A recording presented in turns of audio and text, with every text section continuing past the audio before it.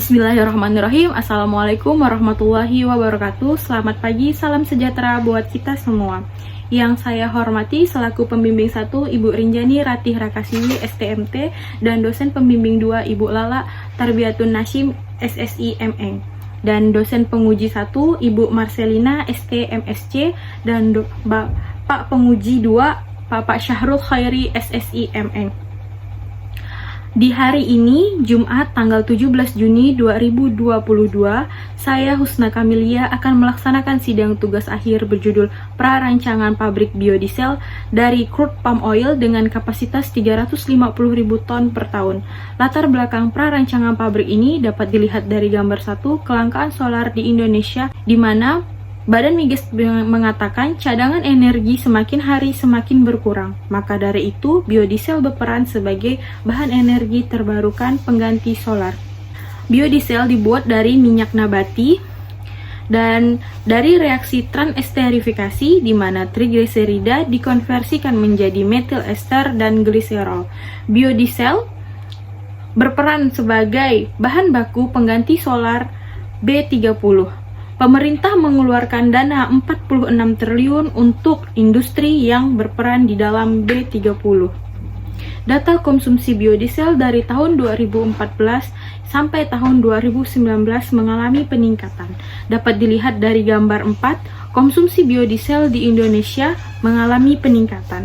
23 perusahaan biodiesel yang menyumbang ke Pertamina untuk program B30, 7 perusahaan terbesar diantaranya dapat dilihat dari tabel 1 pabrik biodiesel. Kapasitas pabrik pertimbangan kapasitas pabrik meliputi ketersediaan bahan baku, data impor ekspor produksi konsumsi, proyeksi kebutuhan pasar hingga tahun 2026.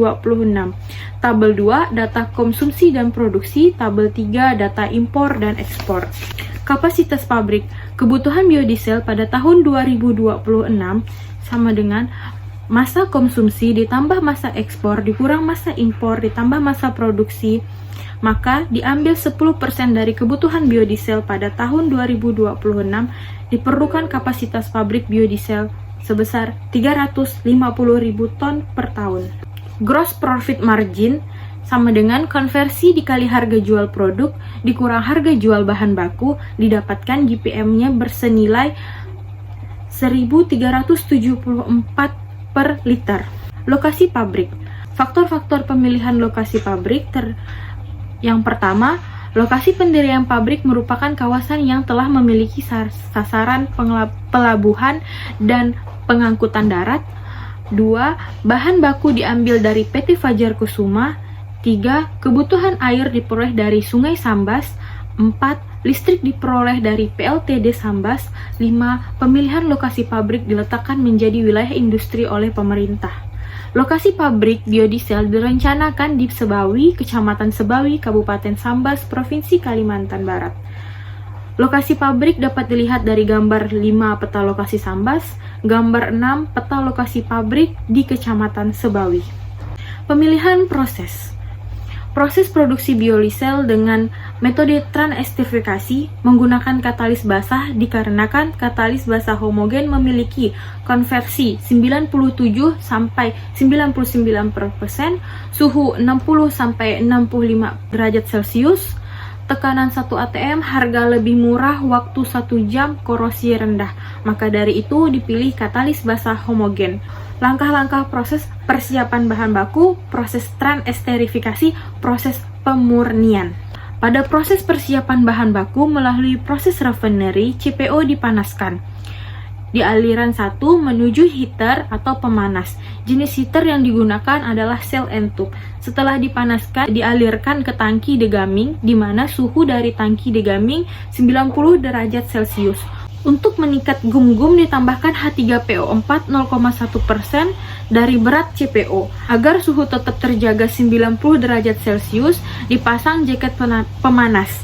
Selanjutnya, dari aliran 5, keluaran dari degaming tank dibawa menuju tangki bleaching untuk menghilangkan beta-karoten atau zat warna dari CPO, penghilangan dengan penambahan bleaching agent dengan 1,5% dari berat CPO.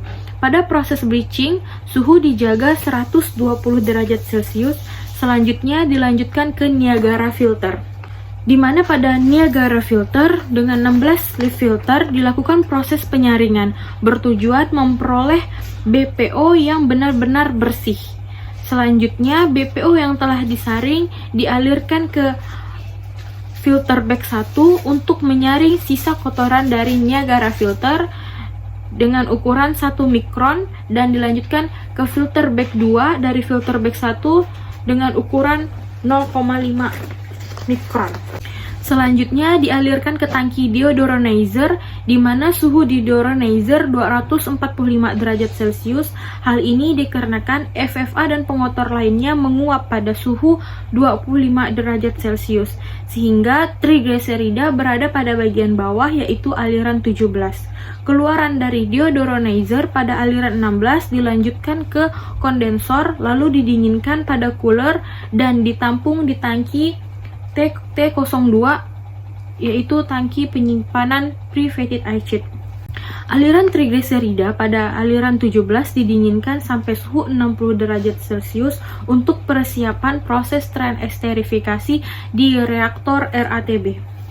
Proses transesterifikasi, metanol dialirkan menuju tangki mixing dan dicampurkan menggunakan NaOH agar terbentuk natrium metoksida.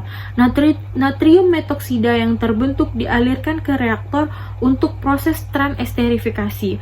Hasil proses transesterifikasi yaitu berupa metil ester dan gliserol.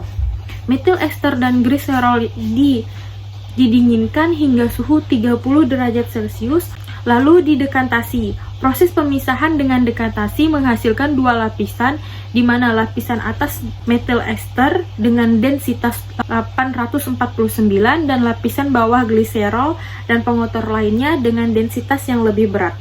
Selanjutnya biodiesel dialirkan ke tangki pencucian untuk menghindari pengotor tersisa.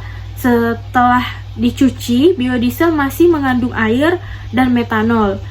Biodiesel yang mengandung air dan metanol dialirkan ke vacuum dryer pada suhu 80 derajat Celcius dan tekanan 0,8 atm, maka metanol menguap dan air, sedangkan biodiesel didinginkan hingga suhu 30 derajat Celcius dialirkan ke tangki biodiesel. Untuk produk samping gliserol, keluaran dari dekanter 1 dan 2 ditampung di tangki penyimpanan TT05. Keselamatan kerja dan pengolahan limbah.